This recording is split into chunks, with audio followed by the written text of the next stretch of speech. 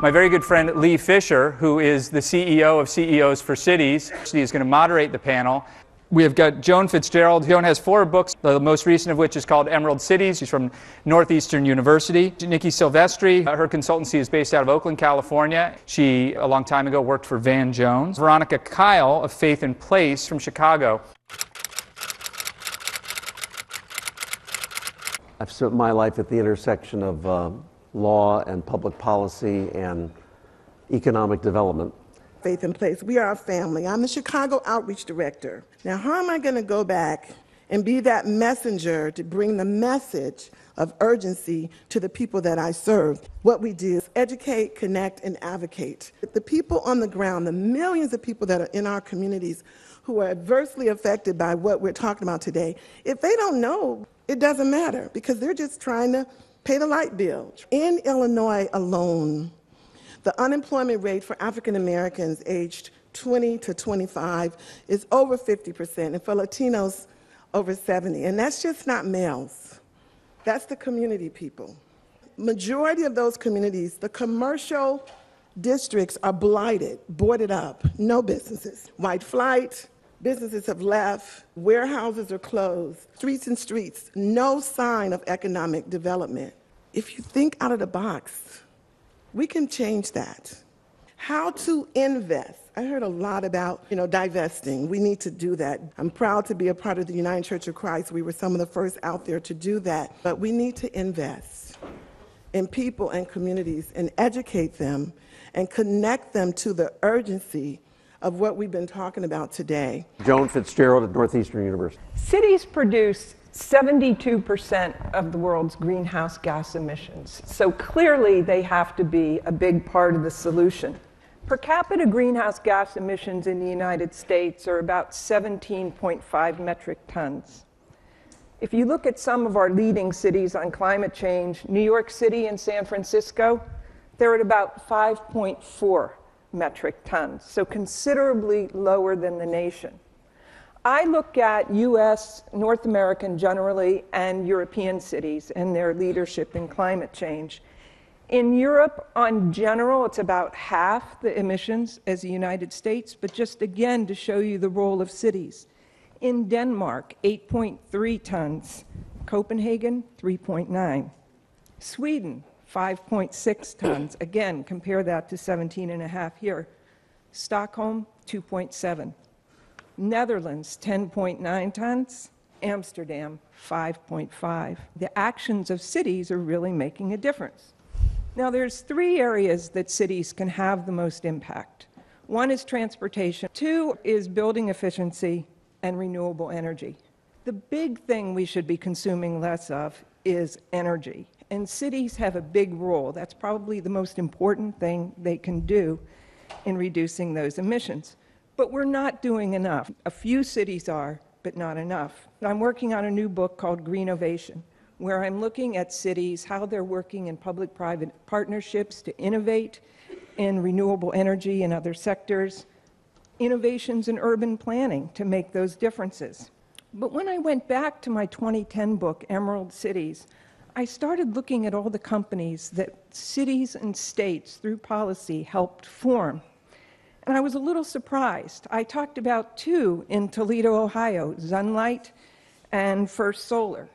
I talked about Evergreen Solar in Massachusetts, Solyndra.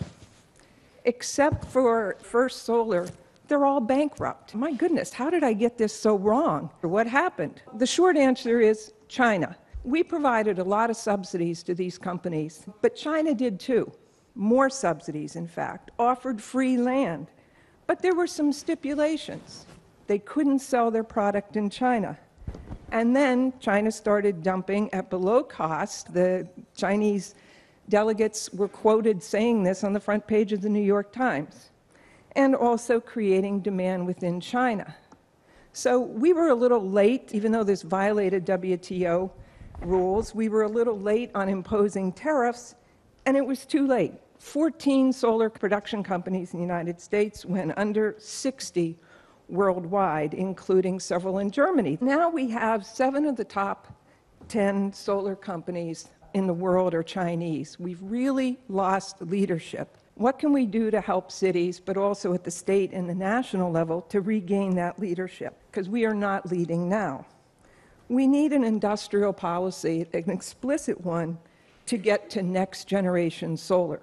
Right now, what we are doing is spending a lot of money investing, putting up the solar panels of today. According to MIT's Future of Solar, we need to double the long-term performance of solar panels through thin film technology. It's going to take a lot to get there, high-tech engineering solutions. It also is going to take political will to create a policy and create that kind of investment. So going back to cities, what can they do? There are several cities in the United States, among them Austin, Texas, Los Angeles, who have their own equivalent of a portfolio standard and are really motivating solar demand in the United States. Other things they can do is make permitting easier, power purchase agreements, define renewable energy zones, promote community solar. And with that, we can help through national policy, state policy, and city policy to really create the groundwork for new technology. We're going to hear from Nikki Silvestri. A lot of the conversation that's been happening in this room is going to be way over the heads of the people who are most impacted by climate change. And what's happening on the ground is the backup plan. No matter what happens, temperatures will rise a bit, and the negative impacts of climate change are already being felt in local communities. People are having to figure out how to thrive and not just survive. And there is a way that you can participate in that work too. And I want to clarify the generational gap going on. I notice most of the people in this room are of a certain age. Just gonna say that. And the millennials have the characteristic of being the most accepting of diversity, the most gender fluid. Younger folk are breaking down those barriers through communication. CEOs under the age of 35 are making money in incredibly creative ways. Ensuring that this conversation is intergenerational is not optional. Baby boomers are going to be the largest elderly generation. It's coming up very, very soon. Millennials are the most unhealthy and the most debt-ridden. And millennials at this point are even too old. There's the folks coming after them whose brains are functionally computers. No, you're laughing. My generation, it's only 5 years. Because people born between the years 1980 and 1985 are what's called a bridge between Generation X and everybody else. I remember DOS and analog, typing in that long code to get to the word processor on my mom's computer. I got my first cell phone at 17 and I was hot stepping. I remember card catalogs, but I got my first email address at 12. My brain didn't form with iPads and computers. And we are the very last folks that are going to be able to figure out all this infrastructure that y'all are talking about and how to make sure it's not obsolete in 20 years. Because the conversation isn't intergenerational enough to actually plan for the next 100 to 150 years. The context in here needs to get much larger very quickly. And the same goes for the conversations that are happening with young entrepreneurs that are not actually incorporating older generations in what's going on. Cities are one of the places where this multi-stakeholder conversation can actually happen. And when we're talking about race, the opportunity for marginalized communities, communications is an incredible opportunity. There are wonderful things happening right now when it comes to the mix of business, social media, and bridging cultural divide, because it has an economic opportunity attached to it. Viral phenomena as a tangible example of that. Hashtag Airbnb while black as a communications campaign functionally shifted Airbnb. Killer Mike, who's a hip hop artist, did an interview talking about people needing to move their money to black banks and did the hashtag bank black, bank small, bank local. And numbers are still pouring in from this year about how much money was shifted into black banks all over the country, doing a community capital strategy that took this much money to produce, this much investment in terms of planning, that spread like wildfire because the communications infrastructure was solid. When we talk about how we need to act quickly in the next 10 years, we need to be looking at what works. The panel is called Cities Matter. When it comes to rural communities, if urban communities are emitting 72% of our greenhouse gases, Who's producing renewable energy in this country? Rural communities. That's where an opportunity is to place these large solar and wind farms. Yesterday, I had a conversation with one of the largest national climate organizations in the country, and I asked them about their rural strategy. And they kind of thought they didn't really have one. They talked to people in rural communities, and I said, okay, but you work on solar panels, right? Where are these solar panels? Aren't they in rural communities? But the lack of connecting the dots was the vision for regional economies that could inspire people in rural communities. This talk about how to reach across the divide, I don't go talking about my politics or my ideologies. I go in saying, I know you haven't been making money, and I know that you're upset about that. Let's talk about how to get you money in a way that doesn't harm you or your family. This is a vision for rural economic development that also helps cities, that creates a rural strategy. Rural communities can also sequester carbon. Carbon drawdown and the production of renewable energy is a big part of the strategy. Cities matter, regions also matter. I served in a prior capacity as the Lieutenant Governor of Ohio and Director of Economic Development, and Mark was our energy czar. Thanks to Mark and Governor Ted Strickland, we had a very robust renewable energy portfolio standards that has been eroded since, but proud of the fact that we were among the first states who did it. I was moderating a panel at the Clinton Global Initiative a few years ago, and sitting next to me was the president of Iceland, Ólafur Grimsson. And he said something to the room that I will never forget. It resonated with just about everybody. He pointed his fingers. He said, the problem with you Americans, you spend too much time waiting for Washington.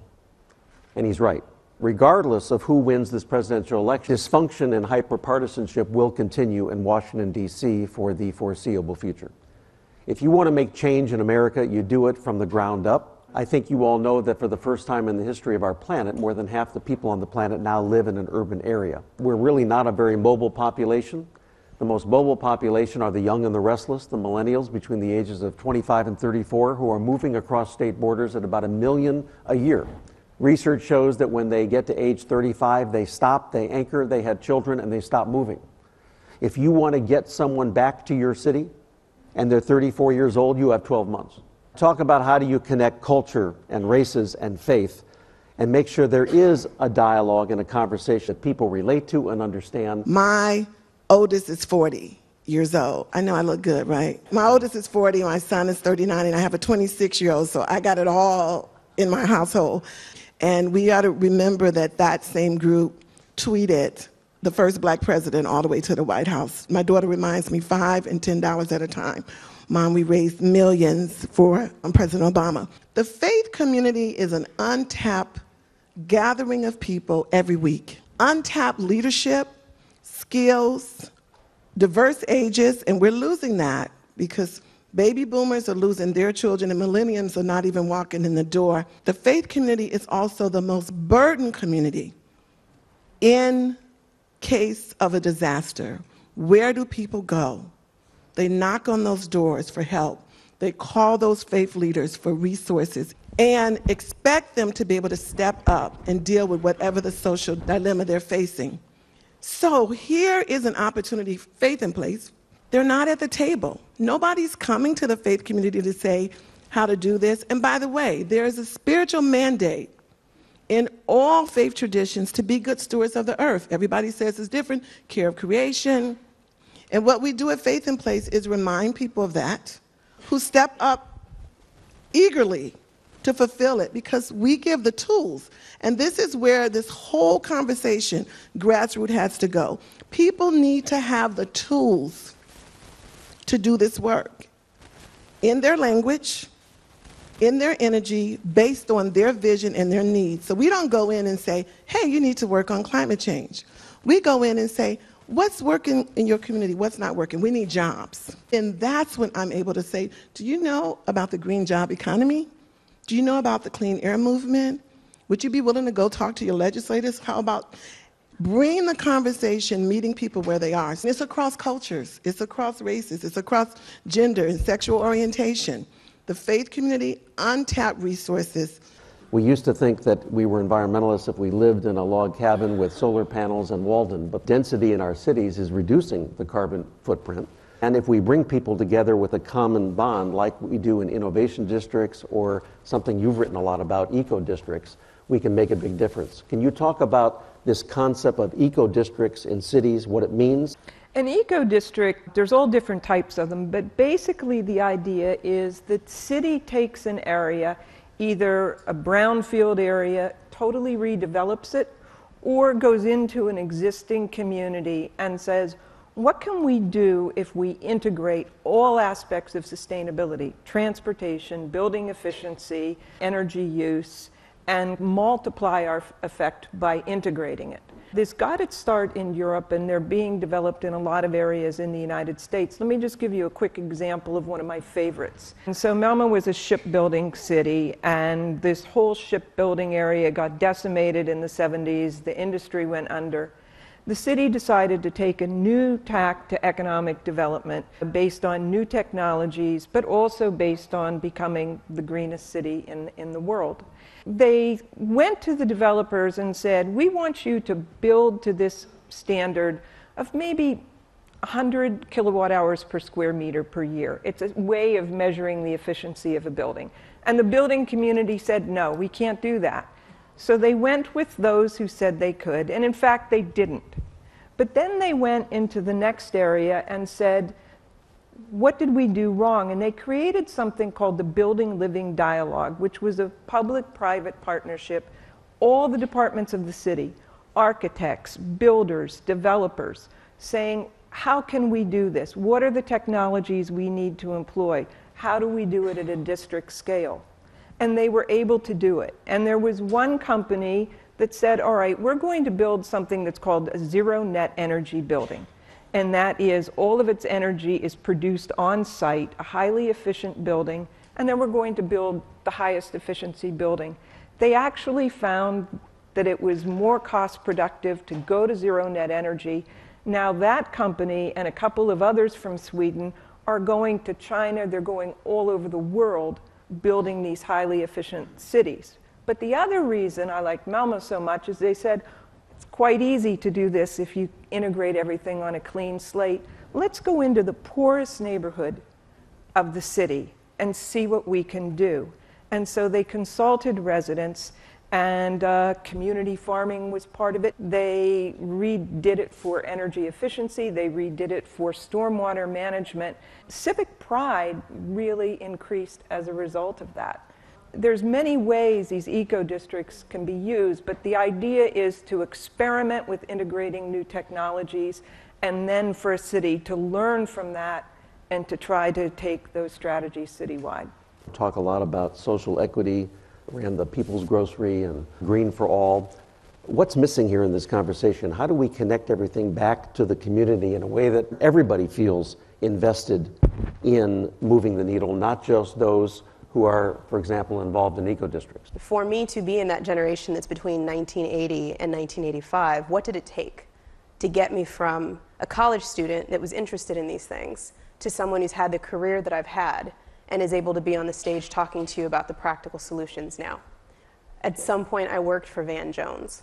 Van Jones found me when I was in my graduate program, and he saw raw, untapped talent and kicked my ass for like 10 years straight, and then introduced me to other black people. The entire board when I was at Green for All, Brahma Mahdi at People's Grocery.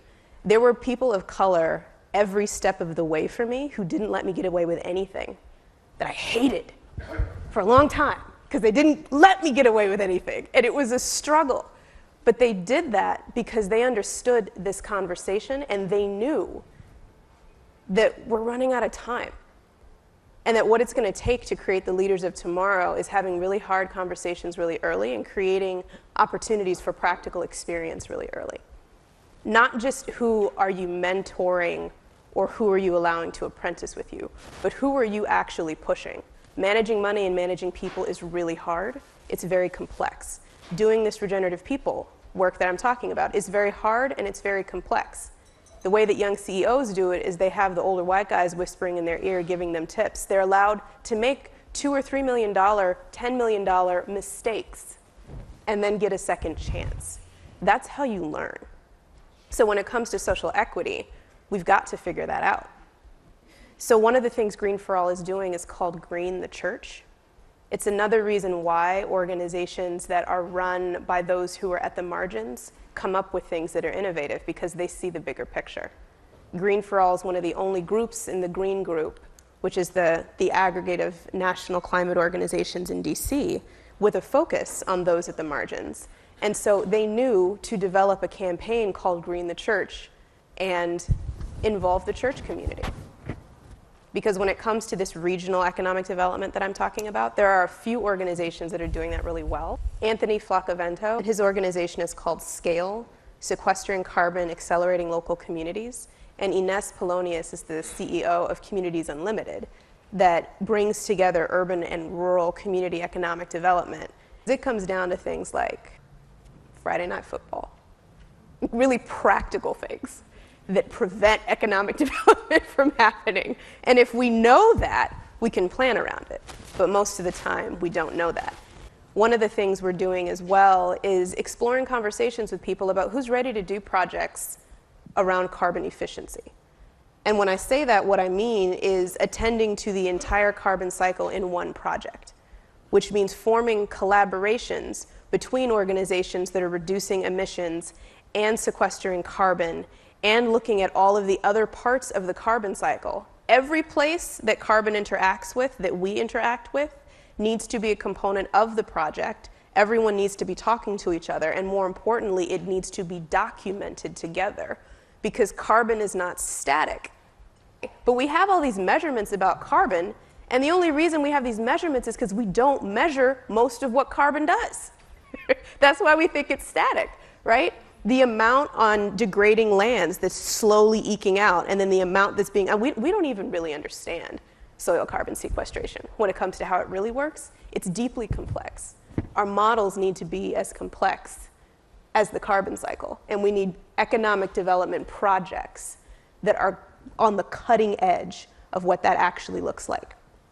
That will create equity because it will create opportunities to intervene in the carbon cycle in ways that we have never thought of, which is jobs that can go to those who have been most impacted. I'm glad she brought up the Green Summit. Faith in Place was introduced through Reverend Moss, and we actually initiated and organized the first Green Summit in Chicago, which was tremendous success. Over 650 people attended that summit. And it was from that summit that we began to realize, too, that our local faith community had not gathered for a while. And 2 weeks ago, Faith in Place had a Green Team Summit. We were hoping, if we were lucky, to get 200 people in that room statewide to talk about these types of things, from climate change 101 to how to start a green team, green economics in your community. We had over 440 people register and another 86 people walk in that day at the Field Museum. This thirsty, untapped audience of people who want to know about these things, but on a level that makes sense for them. And through our workshops, Mark Charles from the Navajo indigenous people spoke about the doctrine of discovery and this whole issue around land anyway, but also the Dakota Pipeline.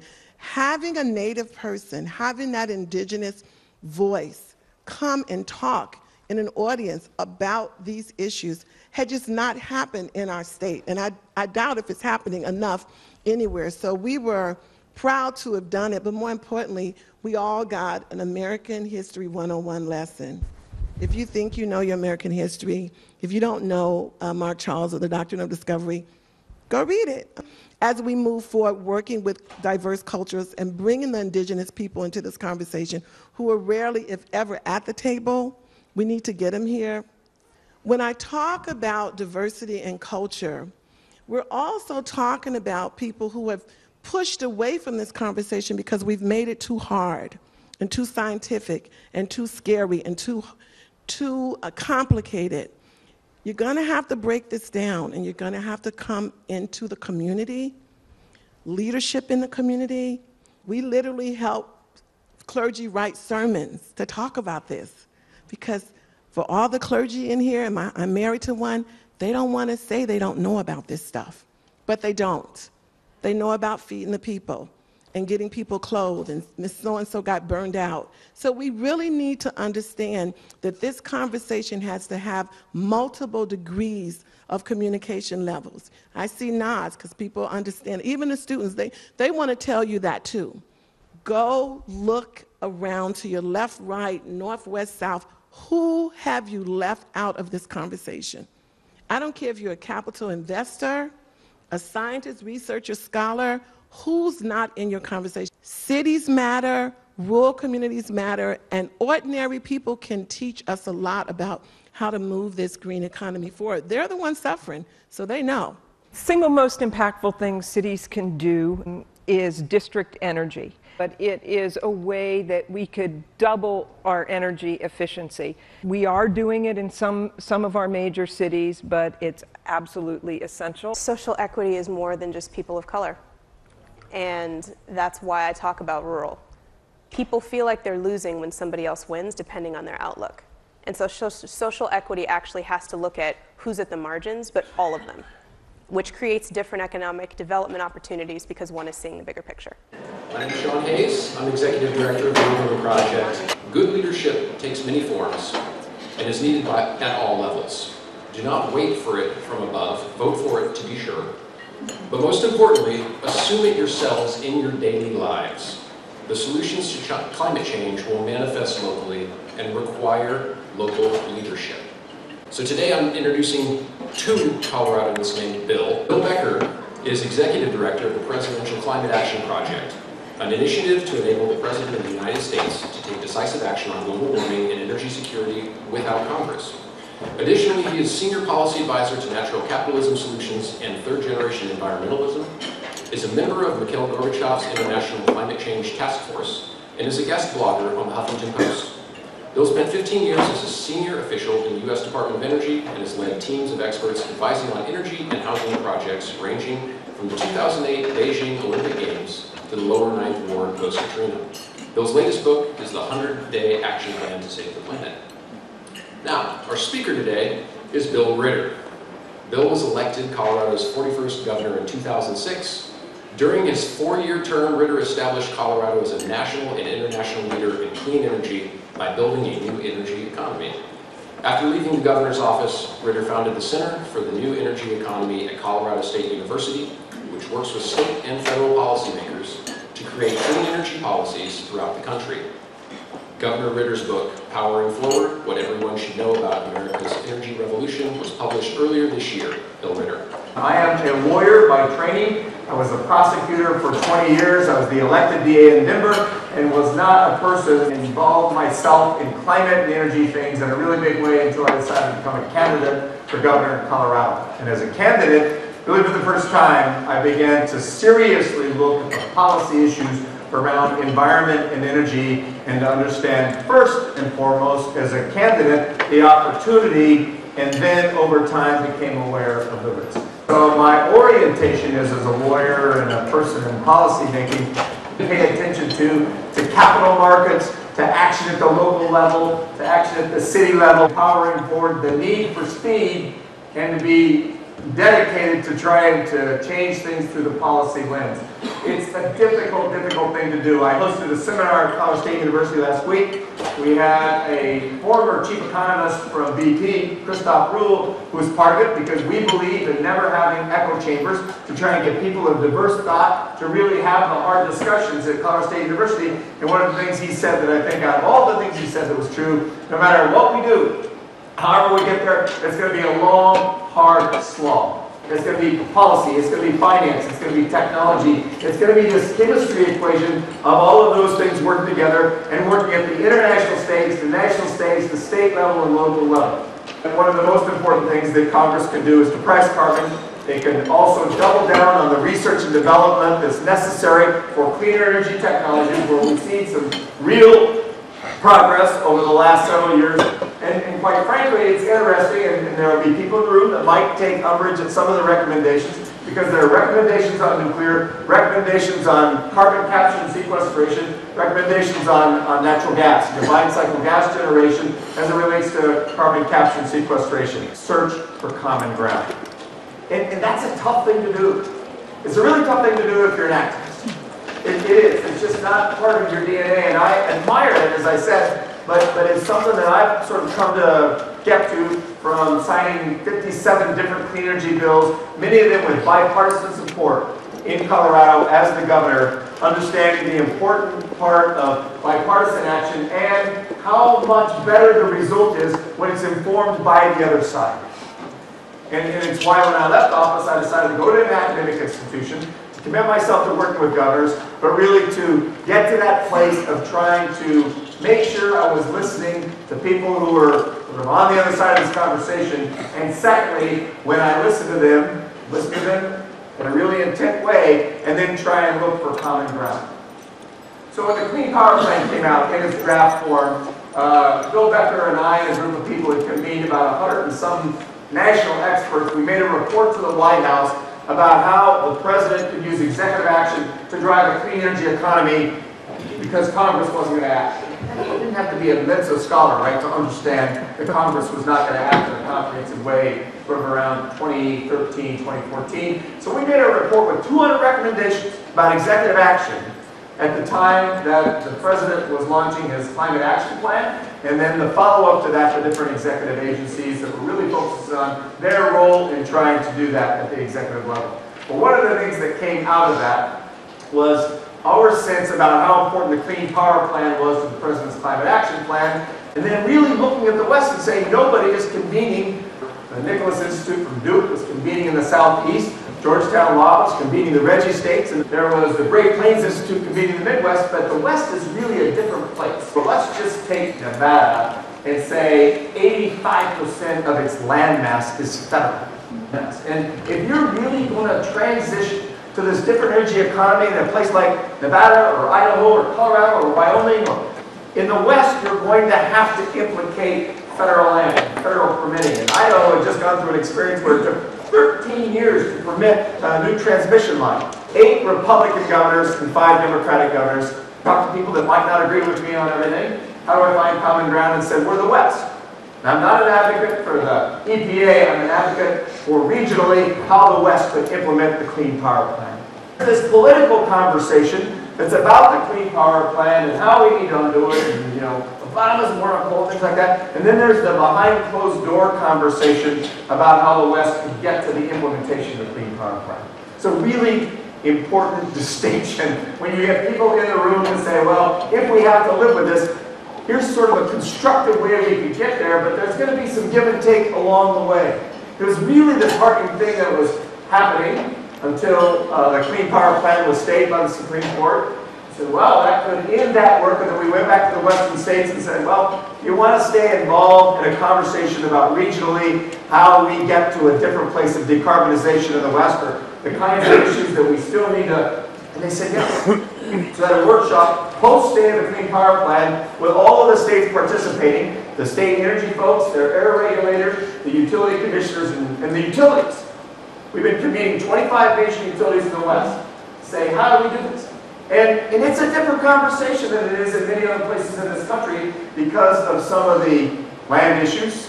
Certainly, there's not a shortage of renewable energy, but there are serious political will parts of that conversation. But I would say most important, there are economic issues where this kind of change that we see happening, what I call in the book the energy revolution, is a transition that is disruptive. Now, I want to talk a little bit about this disruption because we're seeing it firsthand in the West and certainly in other places in Appalachia.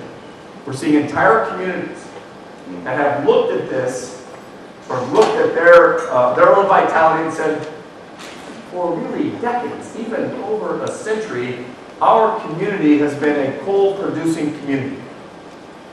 Not only have we mined the coal, we've also built coal-fired generation and exported it to other places.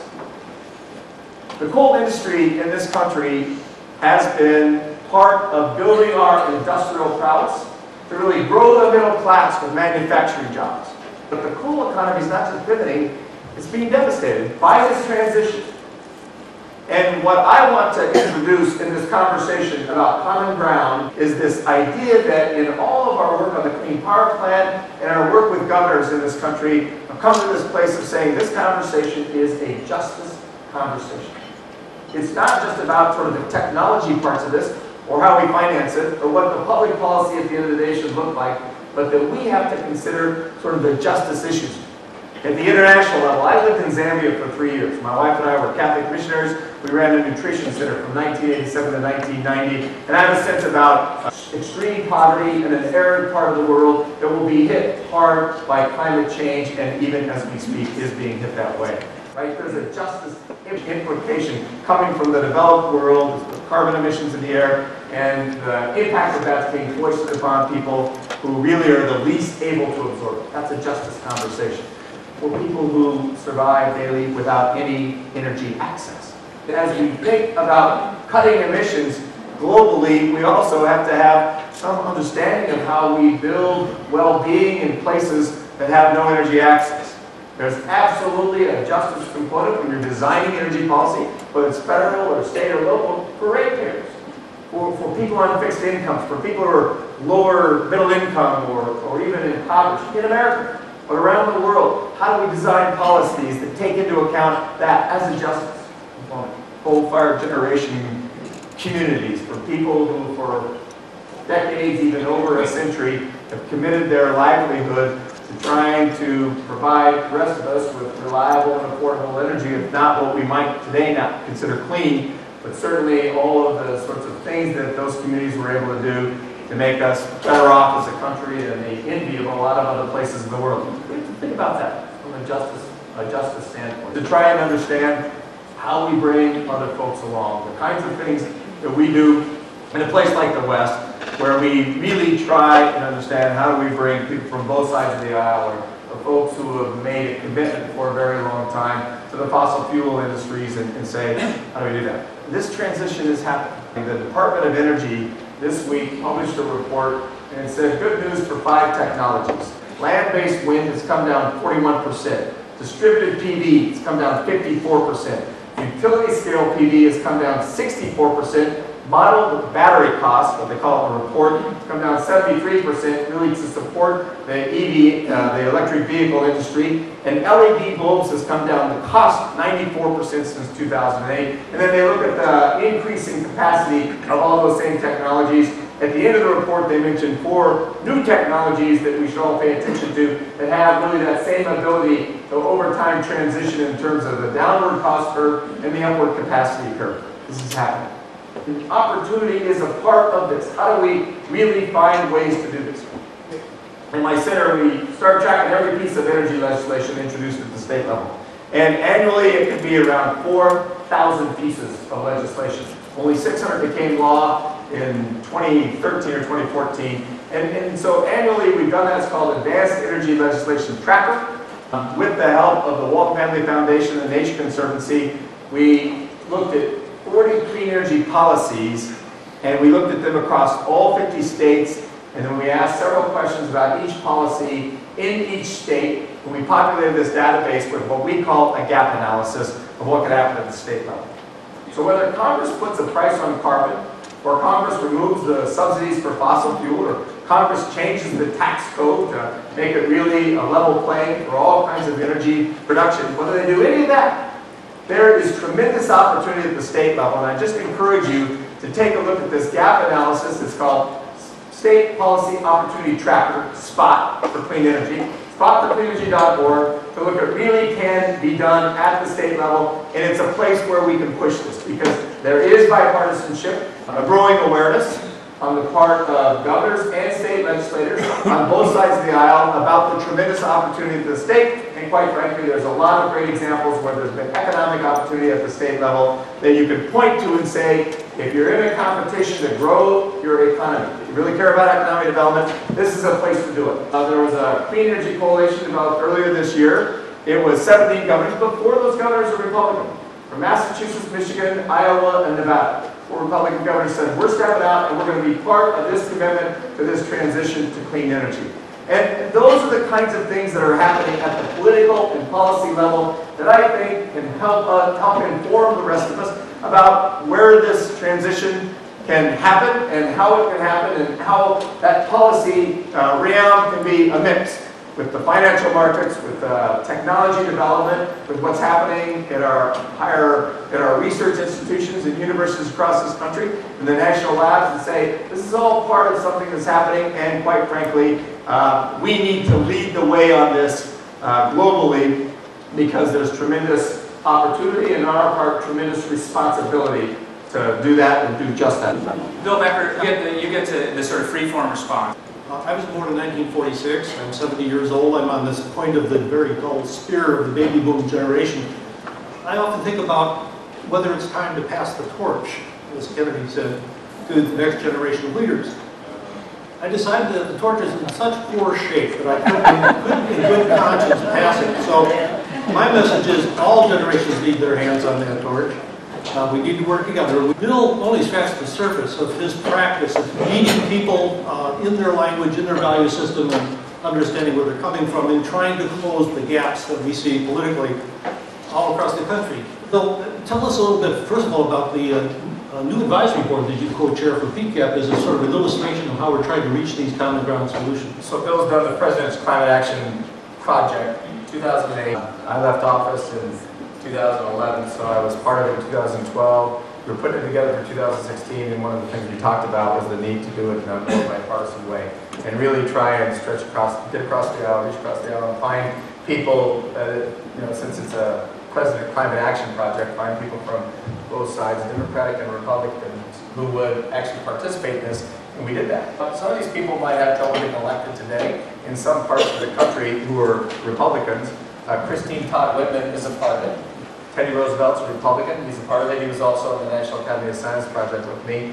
But we have some other interesting people from faith groups and people who are taking conservative principles and say they absolutely apply to growing this clean energy economy. And there are a lot of people like that. I went to Texas Earth Day this last year and just looked at the politically diverse group of people that Trammell was able to attract to Texas Earth Day. The President Climate Action Plan is really going to be the product of people who are registered R's and registered D's, and it might not be acceptable to everybody in the room on both sides of the table, but it is what I think we need to do to really move the needle. When you step back from the sustainability movement, the environmental movement, and just look at the political climate generally, that you're basically breeding unicorns in the people who are interested in compromise. You think about that for a while. To elaborate a little bit, Phil Ruckelshaus, Bill Riley are also on this group, the three former Republican administrators of the EPA,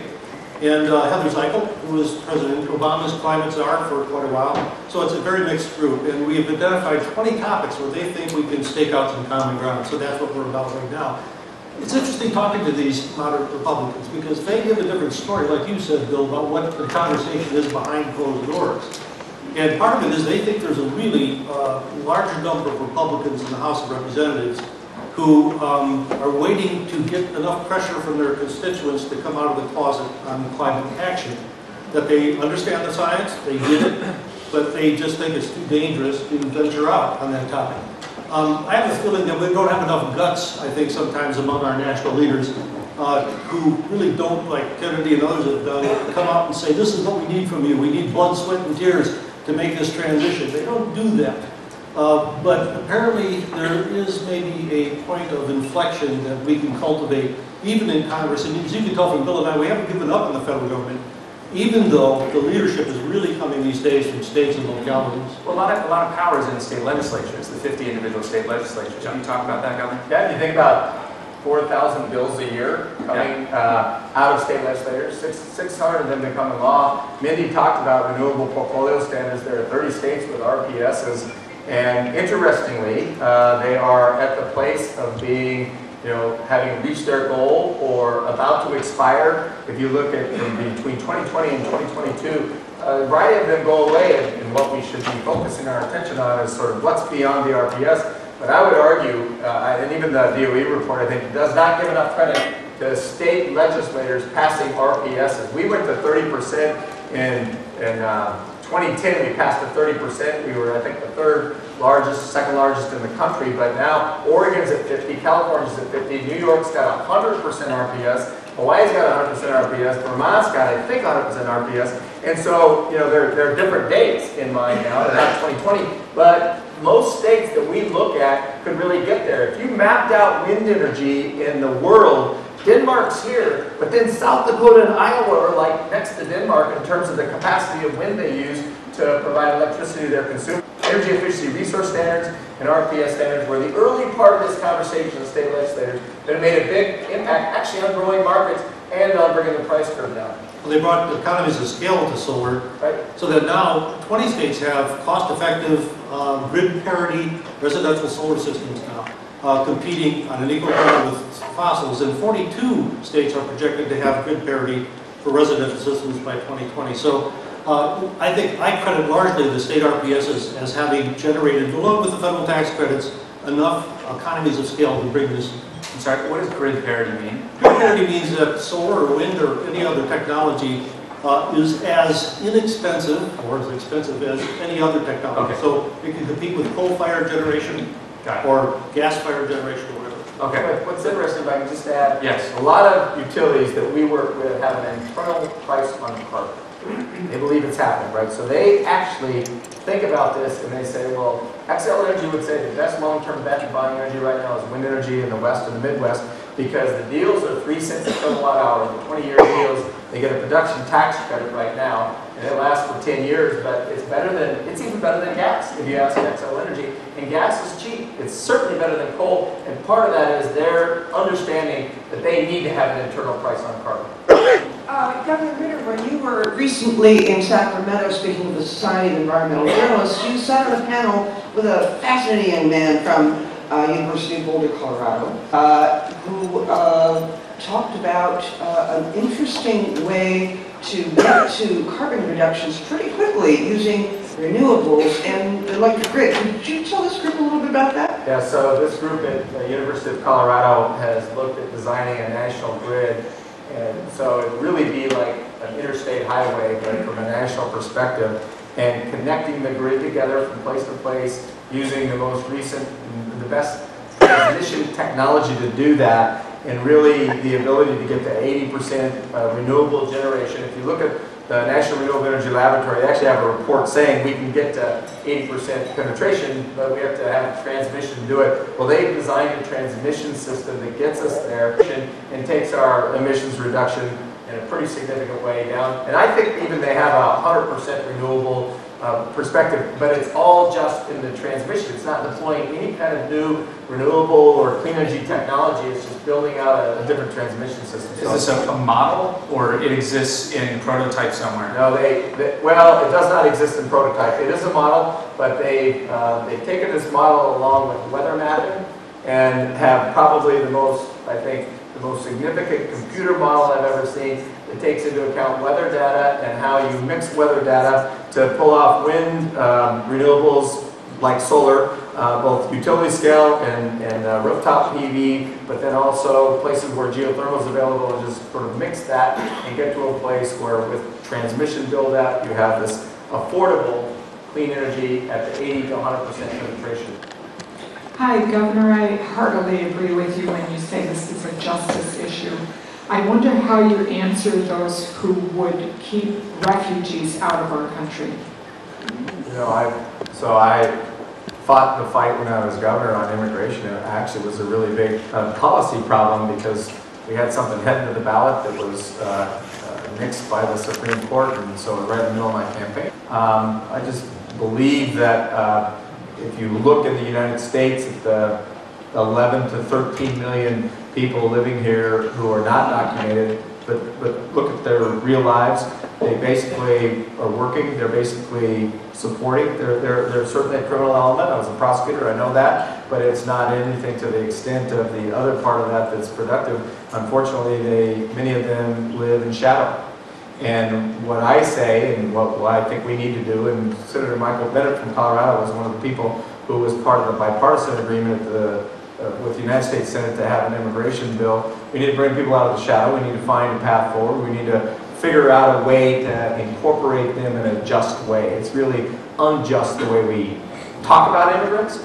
It's unjust in many ways in the way we write policies that impact them in a very unfair way. Tony Mealy, a member of the Oberlin Peaks. We just recently recommended to City Council that Oberlin go forward with a 2 million watt solar farm arrangement that we make through AMP Ohio, American Municipal Power. Some 80+ million watts throughout Ohio on 8 to 12 different solar farms. So Ohio and Oberlin is helping to provide some of the leadership. Fact is, I could go back to 1986 when I was a member of Oberlin City Council and recommended that we go forward with Bowling Green up here just west of Toledo, where they have a little wind, and with 8 other communities. And we are doing things in Ohio. Thank you, sir. So if I can say something about that, a lot of the jobs in solar these days are in red states. And there's different motivations. We heard reference to the Green Tea Party, I think, from Hunter. This is a case where the founder of the Green Tea Party, or the Tea Party in Georgia, got together with the Sierra Club, joined forces to get the Public Utility Commission to pave the way for solar. Her motivation was, we don't want monopolies telling us where our energy comes from. We want the independents to make that decision ourselves. A very conservative point of view, but they found common ground. And now it's involved in the Green Tea Party, and she's fighting that battle in Florida and all around the country. We've heard a lot about pricing on carbon. Yeah. And you mentioned how Republican congresspeople are maybe willing to stick their necks out if they have cover. And so I wondered if you're familiar with the Citizens Climate Lobby and thousands of people going and talking to Republican congresspeople and getting some motion on the Gibson resolution. Could you say something about whether you think that's effective? Thank you. So the Citizens Climate Lobby is now a national group, I don't know, 15,000 members or something. And so they're trying to, what I would say, do grassroots action to convince people who serve in public office about the wisdom of pricing carbon. And they're somewhat agnostic about how that winds up looking. They don't come at this with, it has to be this way or designed this way. And that's, I think, good news. Sheldon Whitehouse would say that there are 10 Republican senators who are ready to have a conversation after the election, and part of that conversation could be about what he calls the revenue-neutral price on carbon that has border controls in it, so there's not leakage outside. You can't build generation somewhere else and have it, or even factory somewhere else, have it not be implicated by our own sort of pricing of carbon for American corporations, American utilities. And so that conversation may be ready to happen. I think when Mindy said we're not going to have it in the next 15 minutes, probably right. It's probably going to be a very long time because, quite frankly, the conversation is going to happen inside Ways and Means or Senate Finance. And in Senate Finance, they're going to have a conversation about the entire tax code. And there's going to be some other things like corporate income taxes that we may have to give up on a little and that may be distasteful to people in this country as we look at inequity in pay and things like that. But that may be the kind of difficult conversation where we're looking for common ground, we're trying to listen to people on the other side and see what they want, where we get to a price on carbon, but it's going to be a slog. I think a key message is here, don't wait on Congress, don't wait on Washington. And the states and localities aren't, and that's the right way to go. It'll happen, it's going to take a while. It may only happen when the weather gets so bad that no one can deny this and still seem sane in this country. But by then it might be too late. Anyway, so Washington will get there, but don't wait. There's, inside the Clean Power Plan, there's a trading platform for states. And interestingly, one of the arguments of the opponents of the Clean Power Plan was that California had submitted its plan already and did not indicate a willingness to trade. California had to actually clear that up, clarify and say, no, we have not taken trading off the table. So please, DC Circuit, do not, take what the opponents are saying as gospel here. There is a really good chance, and I think if the Clean Power Plan goes forward, there's a very good chance that states with the biggest targets for reducing emissions are going to have to trade, and will absolutely want to trade. If states have the allowances, trade with them, you'll get a different kind of a cap and trade bill. The cap will be the one set by the Clean Power Plan, 32% reduction in emissions, and there will be trading of allowances. Governor, one of the beautiful things about our country is the passion with which people advocate for their own ideas that often stands in the way of their ability to compromise. I wonder if you're doing a lot of that work of facilitating compromise, and I wonder where you're finding the greatest challenges. Is it from the left or from the right? So it'd be fair to say from the right. Because for me, I succeeded a Republican governor who had not, the door to the environmental community was closed in his office. He didn't do much with them or entertain many of their thoughts or ideas. There was, he had, for most of his time, a majority, Republican majority in the House and the Senate. He didn't have to. Last couple of years, he had to open the door a little bit, but we opened the door wide, and we found, this group of people who really wanted to contribute, and I think understood what it felt like to be shut out. And that's just anecdotal out the state of Colorado, but as I sort of work around the country and work in the West, it feels to me like there's a lot of people who you consider on the left that understand there has to be compromise because they've been part of that dialogue. They've been part of being shut out of that dialogue. If you haven't read it, read this book called The Righteous Mind by Jonathan Haidt about thinking differently than other people. But there is a certain righteousness that can be hard to penetrate, with folks on the right. I sat down with a 28-year-old lawmaker in Michigan and just said, I'm opposed to mandates. And that's all he said. I couldn't get inside of that conversation. I have an easier time sort of getting inside the mind of people who I would consider to be sort of left of me, more liberal, more progressive than I do people who are hard right in this country. I did too. I've worked in a lot of disaster-affected communities, bringing them together to talk about how to rebuild sustainably. And in every community I went to, there was someone who was really pissed off because no one would listen to him. And he'd been trying to say something for years and years and years. And the first thing that happens is you allow that person to stand up and vent.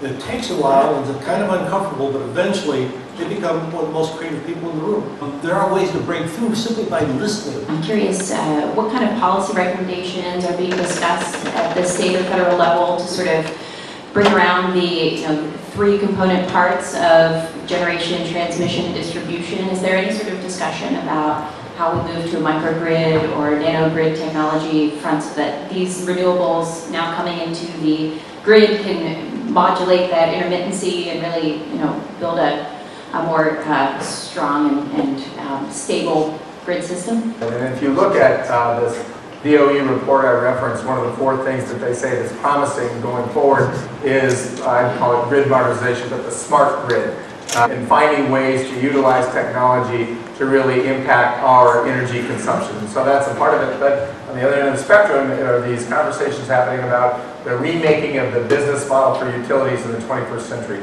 Utilities understand this, right? When we convened for the White House project that Bill and I did together with our team, we convened utilities from around the country on that, just Western utilities. And this was 2013, and they already were, 3 years ago, saying, we know, we understand, we have to have a different business model. Well, part of that is about distributed generation, it's about microgrids, it's about less central distribution, and in ways utilities can still gain revenue off of some ownership model inside of microgrids. One of the most exciting things to me as a person who lived in Zambia for 3 years, all of the ideas that are looking to developing countries, particularly sub-Saharan Africa, and thinking about grid modernization, and really, in essence, the attempts out there to skip the landline. The microgridding, villages, connecting microgrids one to another, that's a bigger part of the international conversation. Here in the United States, at state level and at the federal level, we're having that other conversation that's about technology, but also about business models for utilities. The military is doing microgrids right now, and lots of other innovative things in renewable energy. So we're about to spend a lot of money on the electric infrastructure because it's insecure, it's old and all that. And the big question is whether we're going to spend it for a 21st century electric system or a 20th century electric system. There's people on both sides of that argument involved in that. The money has to be invested for today's technologies, not for yesterday. Infrastructure can mean roads, pipelines, sewer lines, water lines, not microgrids. There has to be a big push inside the infrastructure funding to ensure that we think about it in terms of a clean energy economy, or we have to separate it out and just do it in its own package to ensure that it gets done and gets done appropriately.